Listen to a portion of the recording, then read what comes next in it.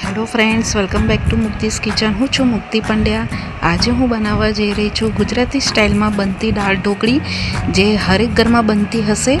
પણ અહીંયા દાળ ઢોકળી તમે પરફેક્ટ દાળ અને ઢોકળી તમે છૂટી કેવી રીતે બનાવશો એ હું બતાવવાની છું. અહીંયા લોટ બાંધવાથી તે દાળ બાફવાથી લઈને હરેક ટિપ્સ સાથે હું તમને બતાવવાની છું કે અહીં આપણી દાળ ઢોકળી પરફેક્ટ કઈ રીતે બને. અને તમને જો મારી રેસીપી ગમે તો મારી ચેનલને સબસ્ક્રાઈબ કરજો, બેલ આઇકન પર ક્લિક કરજો અને મારી ચેનલને શેર કરજો. તો ચલો હવે આપણે શરૂ કરીએ. સૌથી પહેલાં આપણે એક વાસણમાં 1 કપ જેવી તુવેરની દાળ લઈ લઈશું. અહીંયા મેં તેલવાળી તુવેરની દાળ લીધી છે, તમે તેલ વગરની બી લઈ શકો છો. અહીંયા હું 3 થી 4 વ્યક્તિઓ માટે દાળ ઢોકળી બનાવું છું, તો મેં અહીંયા 1 કપ જેટલી તુવેરની દાળ લીધી છે. હવે એની સાથે આપણે અડધી વાટકી જેવા સિંગદાણા લઈશું. હવે આ બંનેને 2 થી 3 વખત પાણીથી ધોઈ લઈશું અને આ ડબ્બાને આપણે કુકરમાં લઈ લઈશું.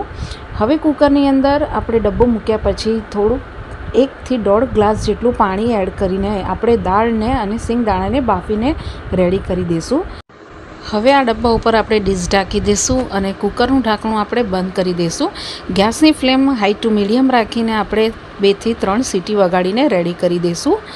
અહીંયા સીટી વાગે છે ત્યાં સુધી આપણે લોટ બાંધીને રેડી કરી દઈએ ઢોકળીનો. અહીંયા આપણે એક વાસણમાં મેં અહીંયા 1.5 કપ જેટલો ઘઉંનો ઝીણો લોટ આવે છે એ લીધેલો છે. હવે એમાં આપણે અડધી ચમચી જેવું આપણે હળદર પાવડર એડ કરીશું, 1 ચમચી જેવું લાલ મરચું પાવડર, અડધી ચમચી જેવું આપણે અજમો એડ કરીશું અને સ્વાદ પ્રમાણે આપણે મીઠું એડ કરીશું.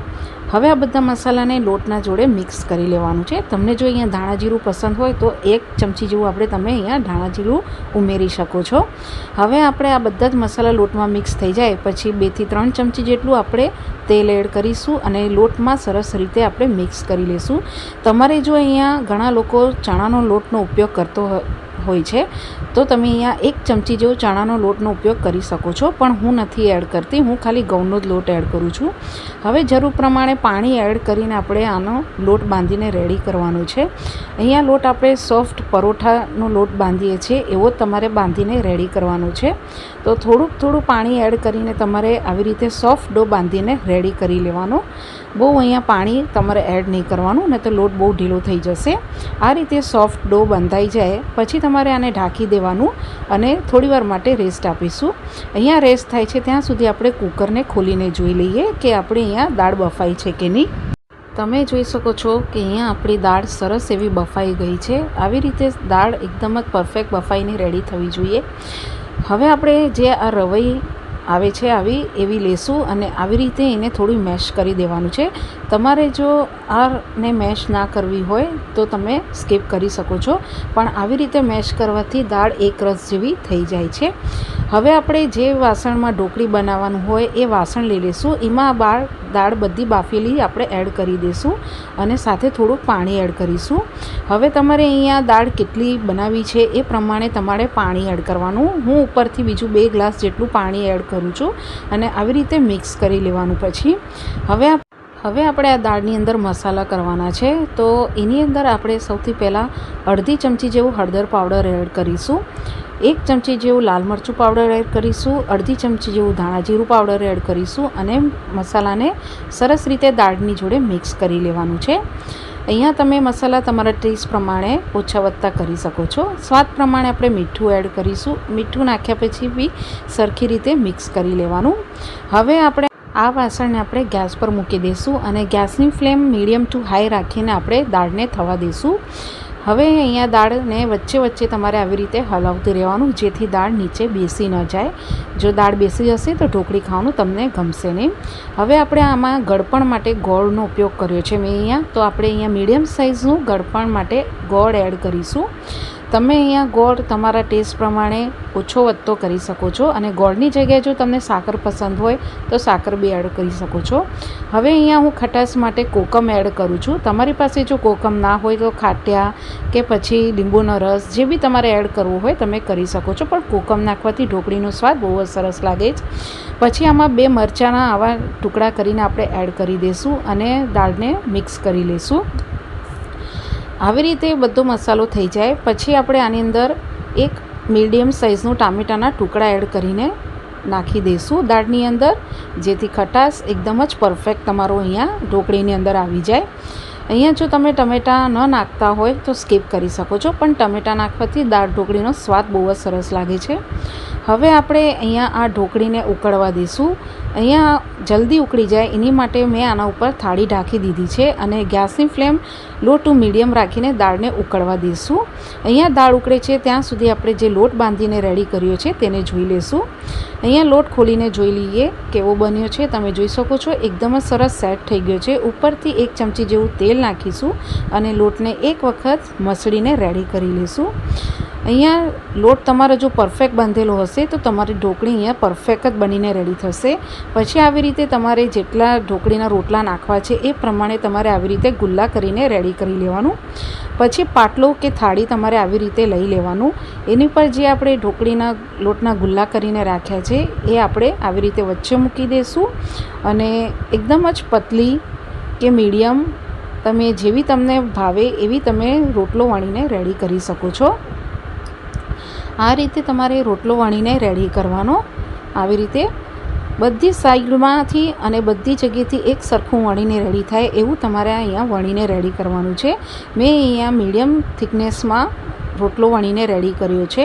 તમારે જો અહીંયા બહુ પતલી વણીને રેડી કરવી હોય તો કરી શકો છો, પણ પતલી ઢોકળી એકદમ જ ઓગળી જાય છે, એટલે મીડિયમ જ રાખવાની. હવે આપણે ચાકુની મદદથી આપણે નાના નાના ટુકડા કરીને આપણે કટ કરી લેવાના છે. આવી રીતે ટુકડા કટ થઈ જાય પછી આપણે જે થાળી ઢાંકીને દાળ ઉકળવા મૂકી છે એને ખોલીને જોઈ લઈએ. તમે જોઈ શકો છો કે દાળ આપણી સરસ એવી ઉકળી છે. અહીંયા બીજી ટિપ્સ એ છે કે જ્યાં સુધી તમારી દાળ સરસ ઉકળીને થોડીક ઓછી ન થાય ત્યાં સુધી તમારે આમાં ઢોકળી નહીં નાખવાની. જો દાળ સરસ તમારી અહીંયા ઉકળીને રેડી થઈ જશે તો તમારી દાળ ઢોકળી એકદમ જ પરફેક્ટ અને સરસ સ્વાદમાં બનીને રેડી થશે. આજુબાજુથી જે મસાલો ચોટેલો હોય એને વચ્ચેથી આવી રીતના લઈને મિક્સ કરી લેવાનું. આવી રીતે હલાવાઈ જાય પછી દાળ તમારી અહીંયા ઉકળે તો ગેસની ફ્લેમ તમારે લો ટુ મીડિયમ રાખીને જે આપણે ઢોકળીના રોટલાની ટુકડા કરીને રાખ્યા છે એ આપણે બધા ટુકડા એક એક કરીને તમારે આની અંદર ઉમેરી દઈશું. અહીંયા તમે એક રોટલો વણીને અને એના ટુકડા કરીને આવી રીતે ઉમેરતું જવાનું અને વચ્ચે વચ્ચે આવી રીતે હલાવતું જવાનું. તમે અહીંયા જો વચ્ચે વચ્ચે હલાવશો નહીં તો ઢોકળી તમારી બેસી જશે, એટલે તમારે ચોક્કસથી હલાવવાનું. આવી જ રીતે આપણે બધા જ રોટલાને વણીને અને ટુકડા કરીને એડ કરીશું. અહીંયા ઢોકળી જલ્દી ચડી જાય એની માટે આપણે આવી રીતે થાળી અડધી ઢાંકવાની રહેશે. તમે જોઈ શકો છો પૂરી ઢાંકવાની નથી. જો પૂરી ઢાંકશો તો દાળ બધી તમારી ઉભરાઈને બહાર આવી જશે. તો આવી રીતે અડધી ઢાંકવાની. ગેસની ફ્લેમ લો ટુ મીડિયમ રાખીને અહીંયા ઢોકળી બધી ચડી જાય એવી રીતે આપણે કૂક થવા દઈશું.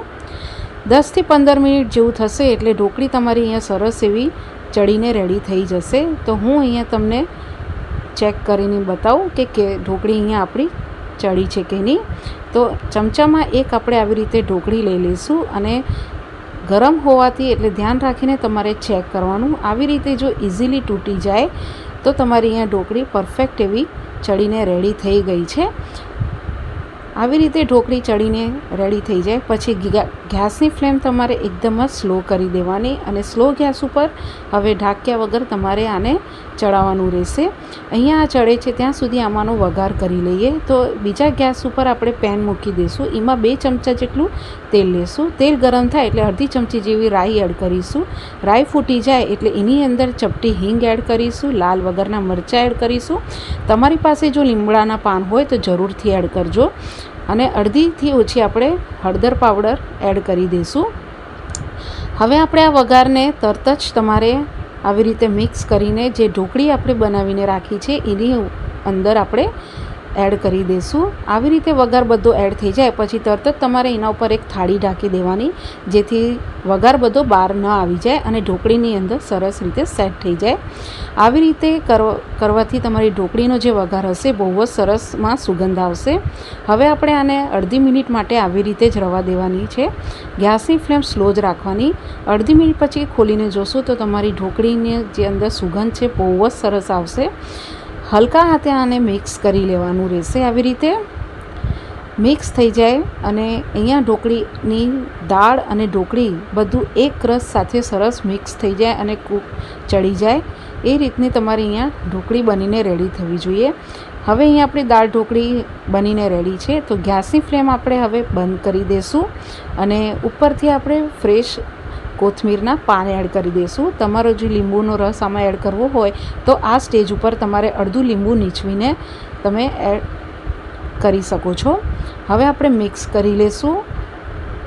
હવે આપણે આને ઢાંકી દઈશું અને ઢાંકીને આપણે 2 થી 3 મિનિટ માટે ગેસની ફ્લેમ બંધ કરીને આવી રીતે જ રવા દઈશું, જેથી ઢોકળી સરસ એવી તમારી અહીંયા સેટ થઈ જશે. હવે આપણે અહીંયા દાળ ઢોકળી સરસ થઈ ગઈ છે, ખોલીને જોઈ લઈએ. તમે જોઈ શકો છો કે ગરમા ગરમ દાળ ઢોકળી આપણી રેડી છે, તો સર્વ કરી લઈએ. તમે જોઈ શકો છો કે અહીંયા દાળ ઢોકળી આપણી ના દાળ વધારે છે અને ના ઢોકળી ઓછી છે. અહીંયા દાળ અને ઢોકળીનું પ્રમાણ સરખું હોવું જોઈએ. અને હવે આપણે ઉપરથી થોડું ચોખ્ખું ઘી એડ કરીશું. દાળ ઢોકળીમાં જો ઘી ના હોય તો દાળ ઢોકળી ખાવાની મજા જ ના આવે. તો આ રીતે તમે દાળ ઢોકળી પરફેક્ટ રીતે માપ સાથે તમે બનાવી શકો છો. તમે અહીંયા આ ઢોકળી ભાત સાથે ખાઈ શકો છો. અમારા ઘરમાં ભાત સાથે આ ઢોકળી ખવાય છે અને તમે જોઈ શકો છો કે દાળ ઢોકળીમાં ઢોકળી આપણી સરસ એવી ચોટ્ટી અને સરસ એવી બનીને રેડી થઈ છે. આ રીતે તમે દાળ ઢોકળી બનાવી શકો છો. અહીંયા દાળ ઢોકળી સાથે તમે કાંદા, લીંબુ અને પાપડ અને આ રીતે જો ગરમા ગરમ દાળ ઢોકળી બનીને રેડી થતી હોય તો ખાવાની મજા જ આવે છે. તો તમને જો મારી આ રેસીપી ગમે તો મારી ચેનલને સબસ્ક્રાઈબ કરજો, બેલ આઇકન પર ક્લિક કરજો અને કેવી લાગી મને કોમેન્ટ્સ બોક્સમાં જણાવજો અને એકવારથી ટ્રાય જરૂરથી કરજો. Thank you.